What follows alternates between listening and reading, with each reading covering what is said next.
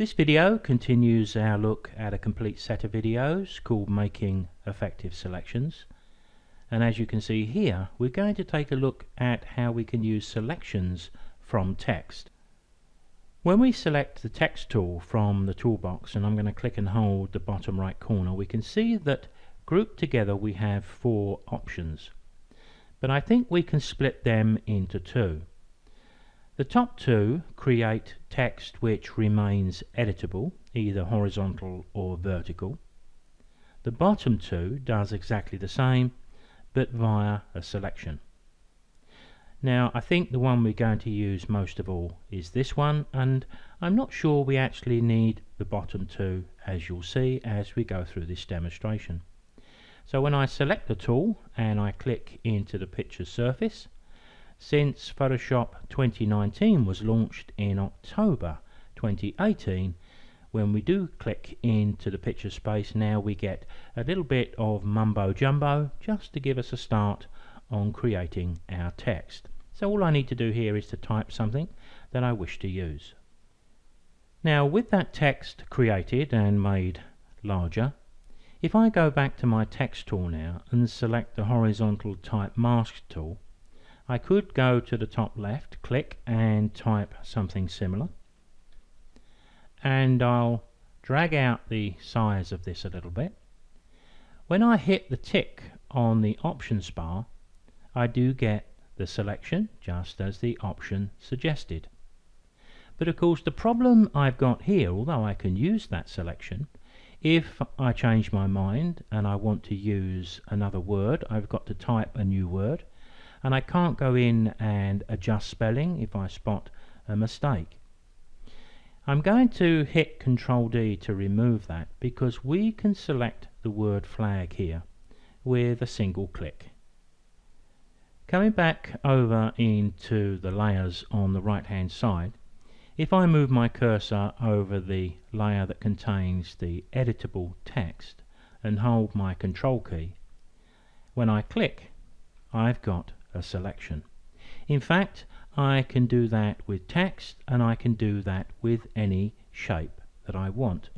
Let me just hit Ctrl D for a moment to remove that. I'm going to create a new blank layer above the text. I'm going to go over to my color picker, just hit the D key to make sure I've got black and white, and from this option here I'm going to choose Custom Shape Tool. You can see a heart up here, so I'm just going to draw a heart on the screen. You can see the heart occupies its own layer, which means as I move my cursor over it and touch that Control key and click, so I can select any shape or text from the layers instantly. Now I'm going to drop my heart in the bin. I'll just drag it down over the dustbin down the bottom, and Ctrl D will remove the selection.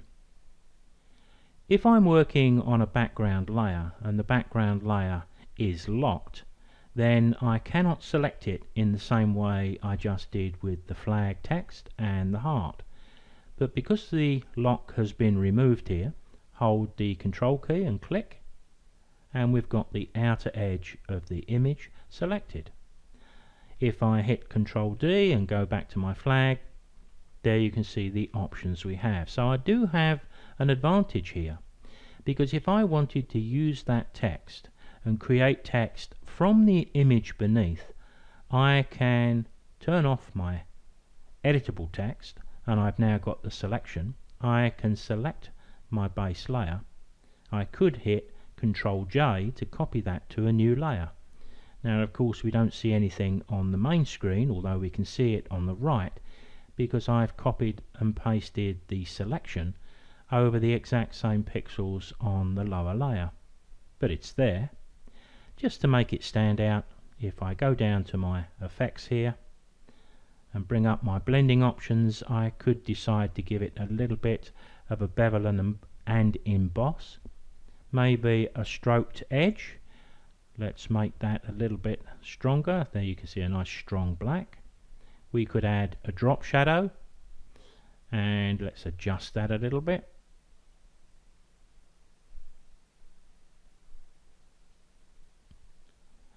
back to my stroke, let's have a look at a brighter colour. Let's go back to, or go to white. Drop that down to about 4 or 5. You can see the sort of things we can do here. And if I turn off my base layer, there you can see the text that we've just created using that selection.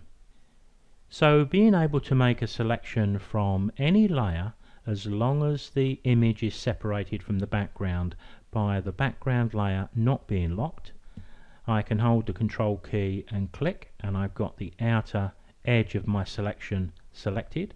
I can control click the flag and it'll switch to that, or I could go back to my original and it would select that too.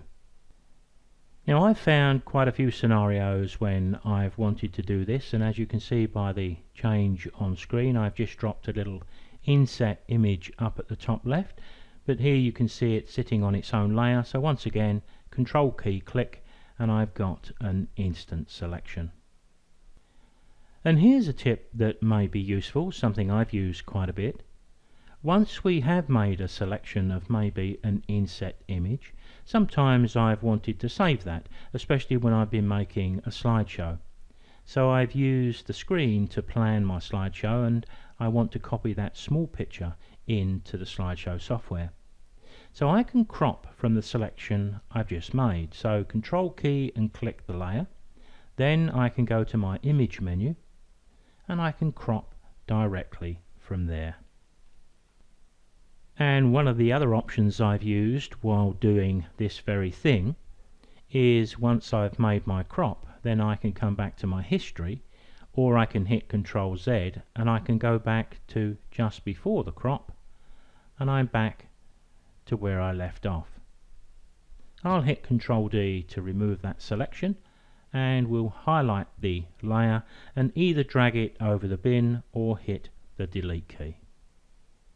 Now, to bring this video to a close, let me do a quick demonstration of the text we have here. I'm going to delete that flag for a moment. I'll hit the delete key.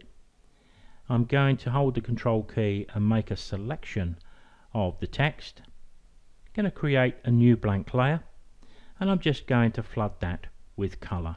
I don't think it matters what colour we use, but we'll use something which is a little bit different perhaps. Let's pick a green.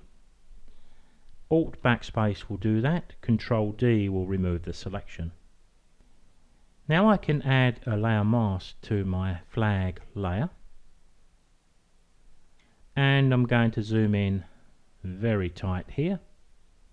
Not that tight, so I'm going to hold the Control Alt spacebar and click down.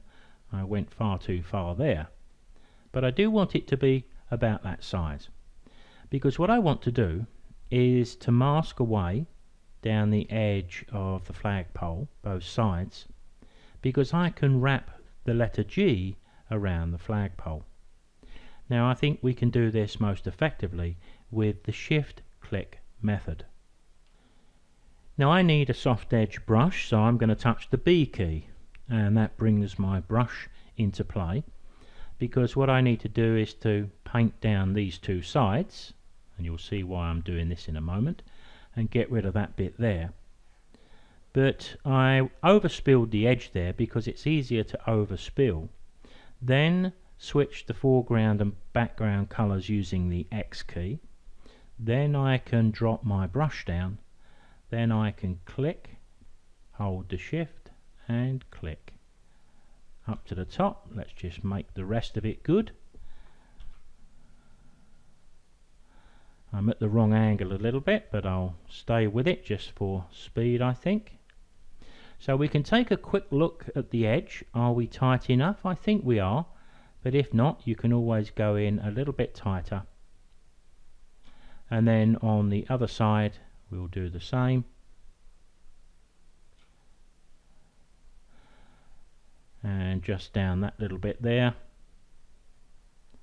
This is where that rotate view tool comes into its own, because I was at quite an odd angle working on my Wacom graphics tablet there. But the upshot is, when I hit Control 0, of course we can wrap text around objects in our image, just using selections to create the text and then a mask to wrap it.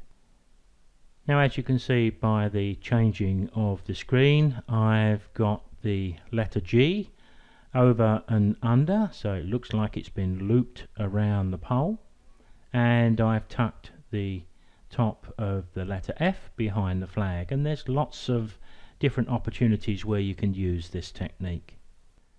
And we can still come back and hold the control key and click the flag to select it, or the image, or the original text.